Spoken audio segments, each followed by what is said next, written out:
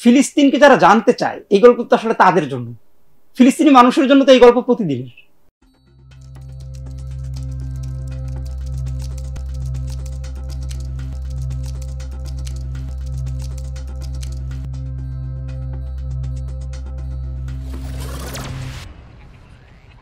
ইব্রাহিম এই গল্পের একটা অন্যতম চরিত্র। তাকে একবার ইসরায়েলের গোয়েন্দা সংস্থার অফিসে ডেকে নেওয়া হয়।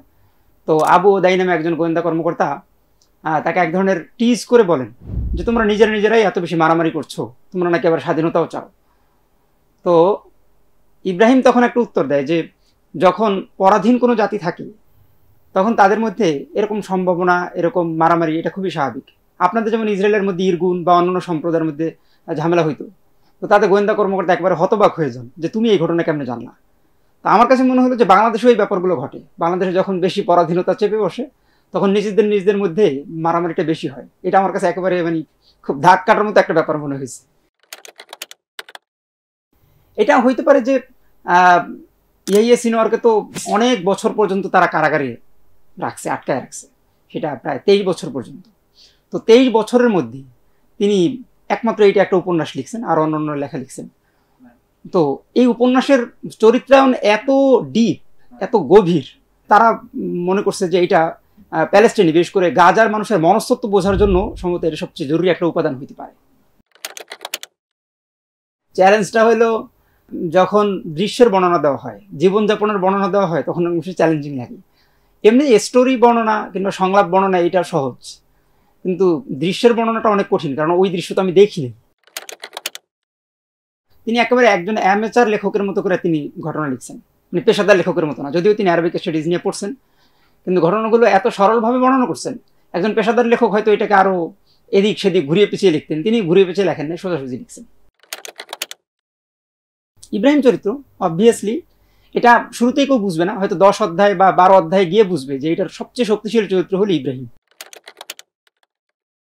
এক হিসাবে মানে ইন্টারন্যাশনাল যদি বলে তাহলে আমি বলবো মধ্যপ্রাচ্যের জন্য প্রাসঙ্গিক।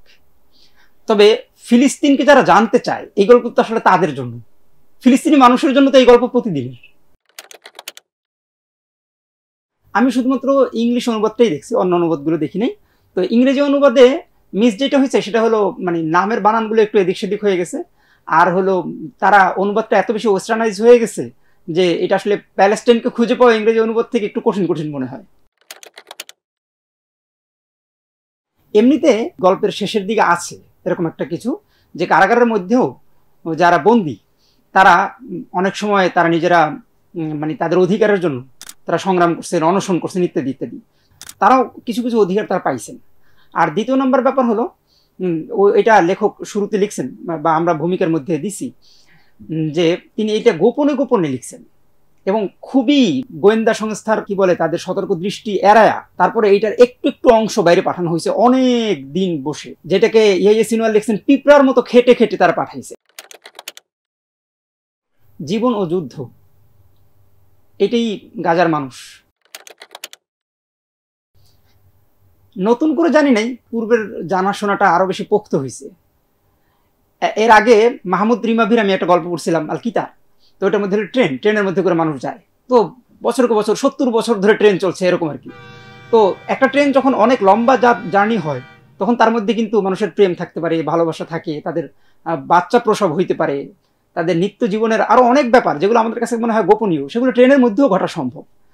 তো এই উপন্যাসে সেটা বোঝা যায় যে যদিও একটা জীবনের মধ্যে একটা জনগোষ্ঠীর মধ্যে যুদ্ধ চলছে, এর মানে এইটা না যে তাদের বিয়ে শাদী হয় না, তাদের প্রেম ভালোবাসা হয় না, তাদের পড়াশোনা নাই, তাদের মধ্যে কোনো মানে চুটকি হাসি তামাশা এগুলো নাই, এগুলো ছিল। এটা স্পয়লার হয়ে যাবে। এই উপন্যাসের সবচেয়ে মর্মান্তিক কাহিনী হলো একদম শুরুতেই যিনি আখ্যানকার তার বাবা হারায় যাওয়া, এবং একটা জায়গায় এসে তারা বাবাকে পাইছে। সেটা কিভাবে পাইছে এই বইটা পড়লে বুঝবেন, এটা আমি আসলে বলতে চাচ্ছি না। ফিলিস্তিনে থাকার তাদের প্রচন্ড আবেগ, আগ্রহ, এটা আমি মনে হয় পৃথিবীর আর কোনো দেশের মানুষ আছে কিনা আমি জানি না। তারা এত যুদ্ধ নিপীড়িত একটা অঞ্চলের মধ্যে থেকেও ফিলিস্তিনের বাইরে যারা প্রবাসী, যারা ডায়াসপোরা আছেন, তারা ফিলিস্তিনে ফিরতে চান প্রতি মুহূর্তে। এবং ফিলিস্তিনের মধ্যে এত যুদ্ধ, এত যন্ত্রণার পরও তারা ফিলিস্তিন থেকে বের হইতে চান না, তারা ফিলিস্তিনই থাকতে চান।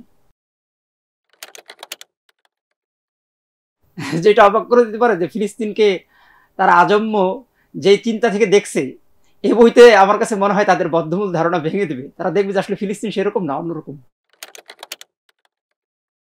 আমি এখানে যদি বলি তাহলে মোহাম্মদের চরিত্রের সাথে আমার কিছু কিছু লাগে, তিনি একই সাথে একজন একাডেমিশিয়ান, কিন্তু একই সাথে তিনি চান যে ফিলিস্তিনের যে মানে চিরায়ত একটা যুদ্ধ, সেই যুদ্ধের মধ্যেও তিনি যেন অংশ হন। পাঠকদের আমি বলবো যে মানে আমার অনুবাদ পড়ার খুব জরুরত আছে বলে আমি মনে করি না, তবে এই বইটা আপনারা যেভাবে যেই ভাষাই পারেন সেভাবেই পড়ুন, আপনাদেরকে সমৃদ্ধ করবে। অর্ডার করতে ভিজিট করুন রকমারি.com।